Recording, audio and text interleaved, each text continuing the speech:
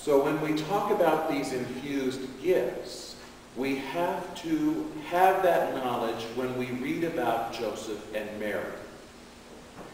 And look at the lives of the saints. The saints only received a small portion of what they received because they were chosen by the Father.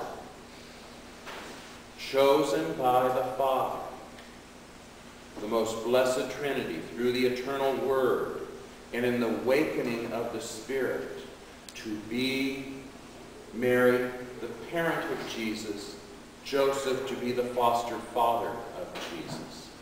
Now also in this book, it makes no distinction that Joseph is the foster father. It intimates that he is the father of Jesus. So anybody not knowing our true doctrine will get a false impression of the relationship that Joseph had to Mary and to Jesus. Be that as it may, they both received an abundance of infused knowledge. They knew what they were about. They did not always know what was going to happen, but they knew what their mission was. And when Joseph was called forth to take the baby away from harm, evil will have its way. Good versus evil. Joseph was removing the baby from the path of evil. And yes, he knows he has to remove the child and take Mary and the child to a safe place. Now, perhaps God doesn't tell him how to do this, only that you must go. And I am with you, and you have the graces necessary to do this.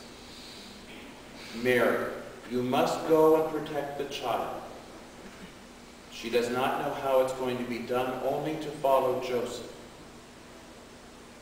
But you will have the graces necessary to do this. Now, what does that say about you and me? We don't always know. We know what we need to do. We need to claim heaven as a gift to ourselves. Jesus has given us the teachings to get there, and the sacraments by which we are open to the infused knowledge of God to get there.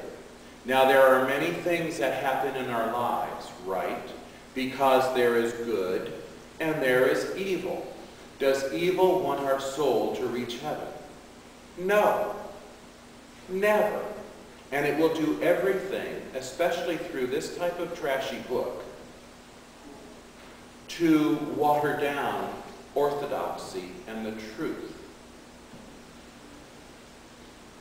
And we buy into that, and slowly it chips away at a foundation of truth and erodes it, and the rock crumbles. Now, so if this is being done for Mary, this is being done for Joseph, I am asking you to do this, to walk the path of life.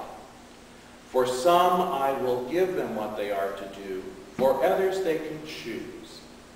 Now, we don't know necessarily how that works, but theologians talk about this. For various reasons, God has a certain purpose. For others, he allows them to freely choose. But in the purpose of this individual, he allows them to freely choose it. It's very interesting how that works. And it's a nice philosophical delineation by Thomas Aquinas how that happens. But it happens. But for the majority of people, we freely choose to say, I want to marry this person. I want to be an architect.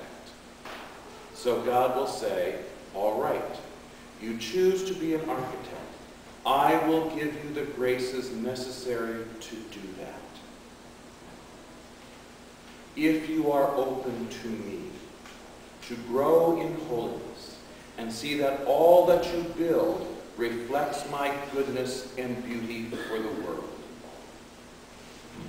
And what you build, no matter if it is an institution, a church, a business, that it will give glory and beauty to me and to my people.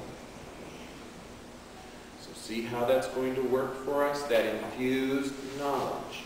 What happens when you say your vows of marriage?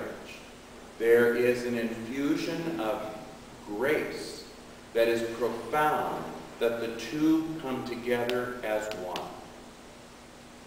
And the infused knowledge that both need to work as one. In the ordination rite, the ontological change, the very change in the nature of being. The grace is given to the priest. The grace is poured out at baptism, confirmation. And tomorrow we have a Holy Communion of a very beautiful little girl who's sitting there right now. Casey is going to have her first communion. And I hear that there's going to be a very, very special little gift that you're going to carry in your hands tomorrow. So that's a little surprise for you. From all these people sitting here, see all these people? They're going to give you a little surprise that you can carry in your hand tomorrow. And what is the greatest? And I will tell you, Casey, you will never forget that day. How many of us still remember our first communion day? See? Well, of course, Nicholas, you're only 13 years old.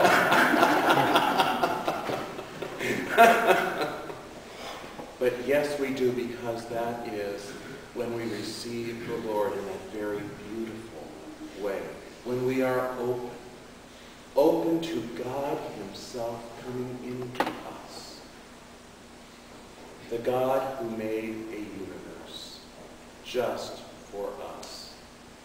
The God who made stars in the sky just for us.